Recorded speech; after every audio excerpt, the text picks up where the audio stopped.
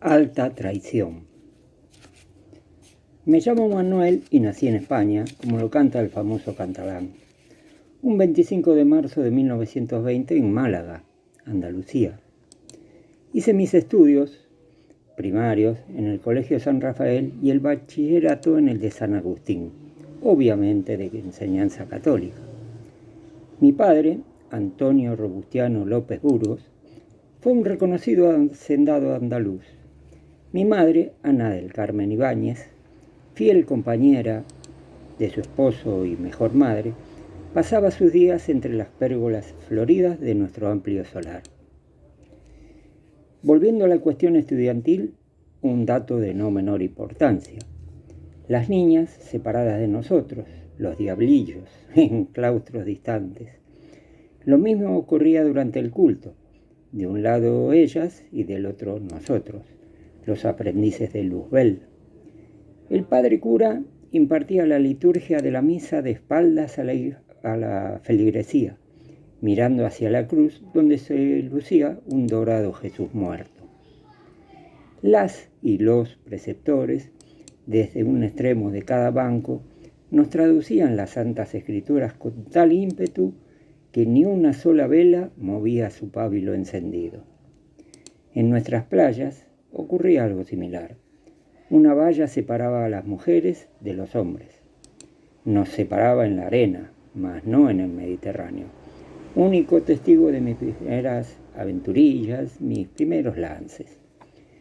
Las pocas veces que acompañé a mi padre hasta y por la hacienda, ambos sin apearnos de nuestras morunas cabalgaduras, pude ver a los jornaleros, a los yunteros, hombres, mujeres y niños, a los que también el catalán de Marras les dedicara una canción.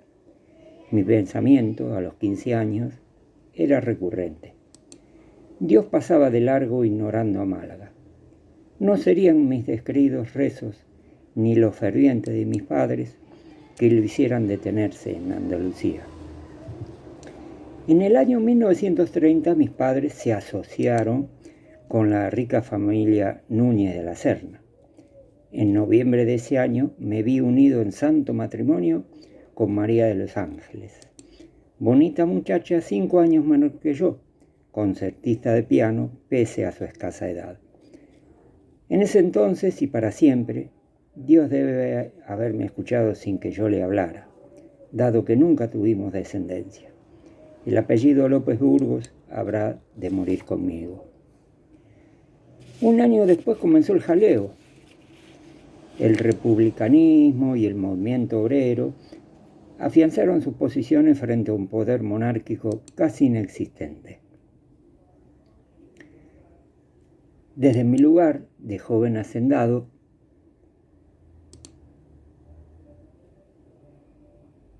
sin embargo, las ideas libertarias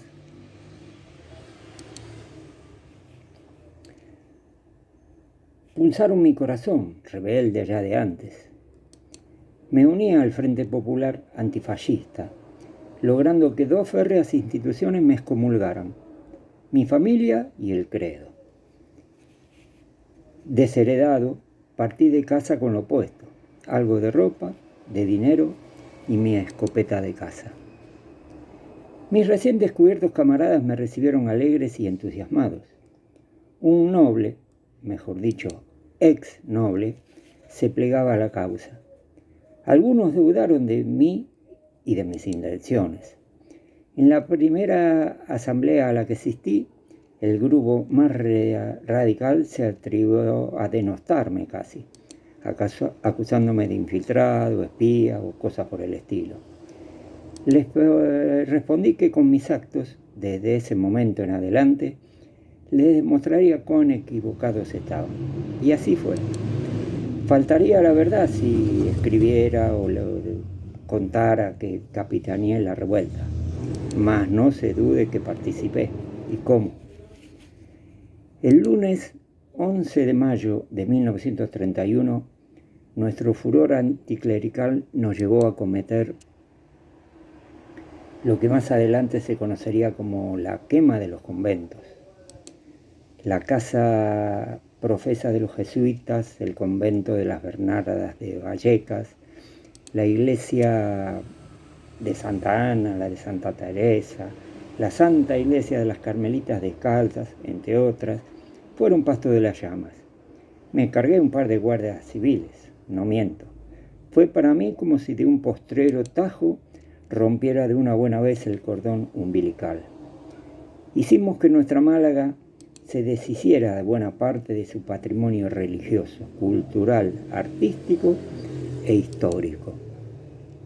Vale, que el nuevo orden viene para devolverle a la élite enquistada golpe por golpe.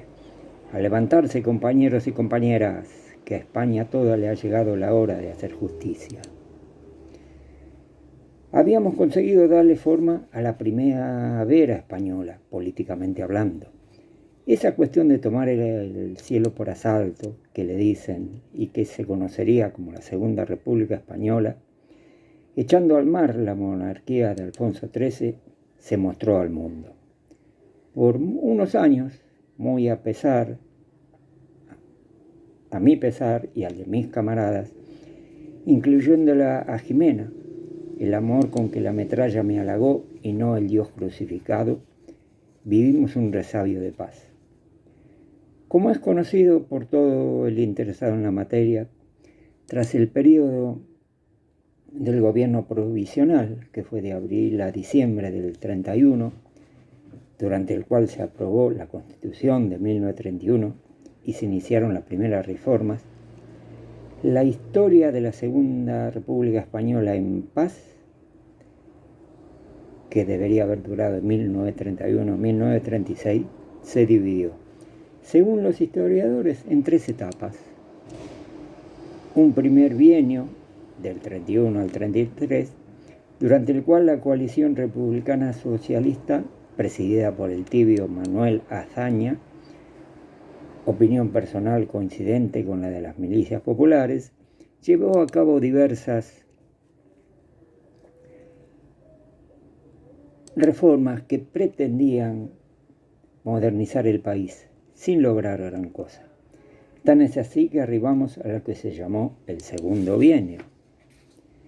Según los historiadores de siempre, este bienio del 33 al 35, al que los izquierdistas dimos en llamar bienio negro, porque gobernó la derecha, con el Partido Republicano Radical de Alejandro Lerroux, apoyado desde el Parlamento por la derecha católica, de la Confederación Española de Derechas Autónomas y la Falange derechista, que pretendieron rectificar las reformas escasas logradas durante el bienio anterior.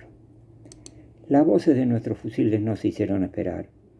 Produjimos lo que se llamó la Revolución de 1934, que en Asturias se convirtió en una auténtica revolución social y que final y lamentablemente fue sofocada por el gobierno con la intervención del ejército.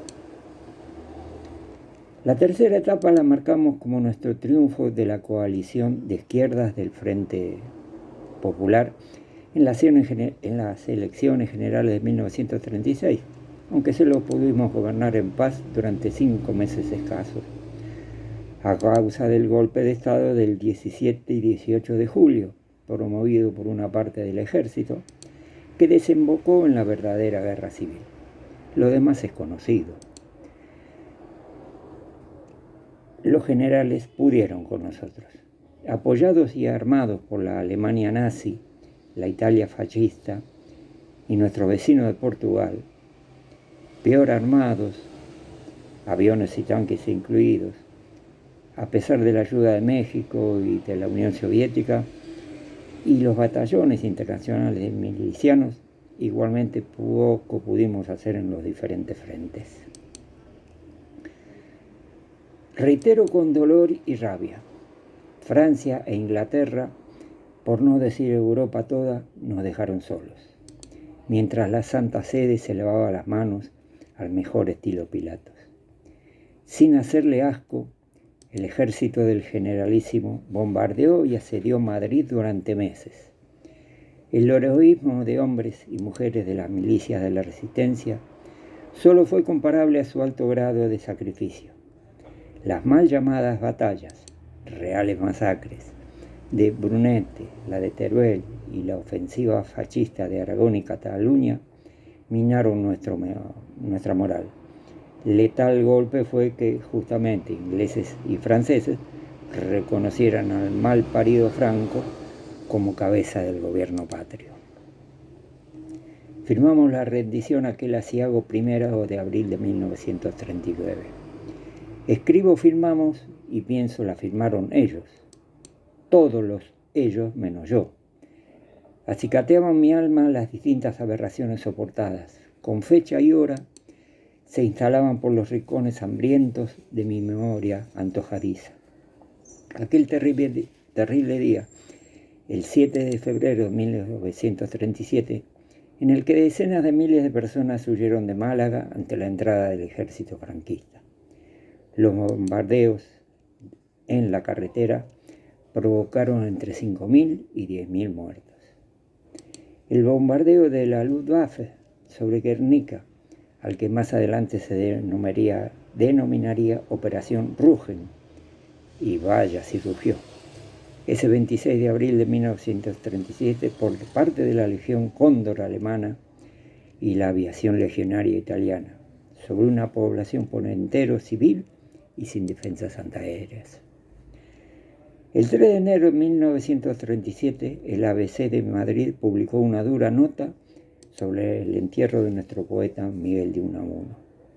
Unamuno ha muerto. No ha muerto ahora, estaba muerto. Este era el titular y este el contenido. Murió el mismo día que se pronunció por lo que más había combatido, a los militares, los banqueros, los obispos, al Tercer Reich y a Italia, es decir, por lo que él llamaba civilización occidental. Desde ese día era un cadáver. Venceréis, pero no convenceréis. Venceréis porque tenéis sobrada fuerza bruta, pero no convenceréis porque convencer significa persuadir. Y para persuadir necesitáis algo que os falta en esta lucha, razón y derecho. Me parece inútil pediros que penséis España, dijo algo alguna vez Federico García Lorca. ¡Cuánta sabiduría! Se lo acusó y condenó por motivos que rayaron en el delirio. Delirio más útil para Dalí que para los generales. Los ridículos cargos fueron actuar como espía de los rusos, contactándose por radio, haber sido secretario de Fernando de los Ríos y ser homosexual. El pobre e inocente Federico fue trasladado al gobierno civil y luego al pueblo de Biznar, donde pasó su última noche en una cárcel improvisada junto a otros detenidos. Después que la fecha exacta de su muerte haya sido objeto de una larga polémica, parece definitivamente establecido que Federico García Lorca fue fusilado a las 4:45 horas de la madrugada del 18 de agosto en el camino que va de Biznar a Alfácar. Su cuerpo, que jamás se recuperó, permanece enterrado en una fosa común en algún lugar de esos parajes. Finalizada la guerra, porque de eso se trató, una guerra, Antonio Machado muere irónicamente en el exilio, en Coligüer, Francia, el 22 de febrero del 39. Hoy, 3 de enero de 1985, cumplo 40 años de encierro en el Centro Hospitalario de Salud Mental El Seranil, en Málaga. Es donde escribo estas líneas y donde les hablo, seguramente las últimas, desde esta cómoda reposera frente al Mediterráneo, que es otro despropósito del que me aprovecho para terminar mis días y esta historia. Historia que incluye victorias, sinsabores, alegrías y traiciones. Con Jimena fallecida en plena guerra, al unísono me abandonaron su amor y su belleza, amén de mis ideales libertarios y de mis profundas convicciones políticas y religiosas. No sirva esto de excusa, antes bien, quede a la luz toda mi felonía.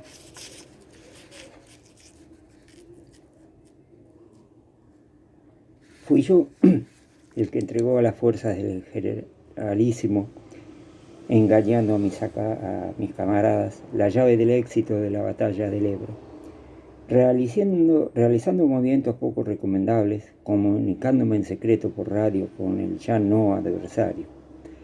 Hasta los postreros días de la España en armas, continué mi labor de doble agente, por así llamarle, y me arrepiento. Claro está, me arrepiento de no haber sido galardonado con peseta alguna. Me arrepiento que mi padre no perdonara mis actos, que me hiciera diferencia entre los buenos y los malos. Me arrepiento de haber continuado desheredado. No me arrepiento, porque no lo hice, de arrastrar a mi mujer en mi alta traición. No me disculpo ante el Dios en el que sigo sin creer, ni ante la curia, que paga mi internación en este sanatorio, mediante informes médicos fraguados y cuervos leguleyos que pretenderán alguna migaja al final. ¿Qué vio en mí el clero? Al arrepentido que no soy, claro está. Antonio Fernando López de la Serna, 3 de enero de 1985. Desde el Seranil, carretera de Almería, kilómetro 20.